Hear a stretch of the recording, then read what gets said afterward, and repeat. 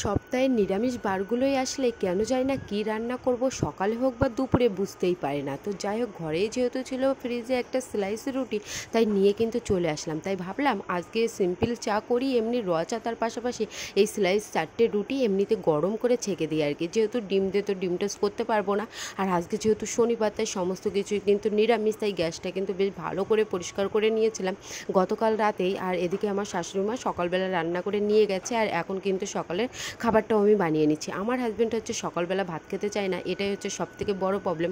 আবারও চলে আসলাম ছোট্ট একটা মিনি ব্লগ নিয়ে, কারণ তোরা মিনি ব্লগগুলো দেখতে কিন্তু ভীষণ পছন্দ করো। তো এক পাশে আমি লাল চা বসিয়ে দিয়েছি, আর অন্য পাশে হচ্ছে স্লাইস করা রুটিগুলো কিন্তু আমি ছেঁকে নিচ্ছি।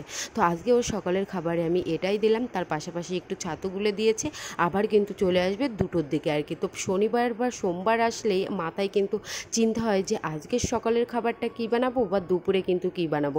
আমরা যেহেতু বাঙালি, মাছে ভাতে বাঙালি হলে এটাই প্রবলেম হয়। তো যাই হোক, আজকে সকালের জলখাবারে আমি এটাই বানিয়ে নিলাম বৃষ্টির দিনে। কারা কারা এরকম স্লাইস রুটি তার পাশাপাশি রচা খেতে পছন্দ করো, অবশ্যই একটু কমেন্ট করে জানিয়ে যাও, কারণ আমার তো একেবারেই ভালো লাগে না। ভিডিওটি ভালো লেগে থাকলে অবশ্যই লাইক কমেন্ট শেয়ার করতে ভুলো না।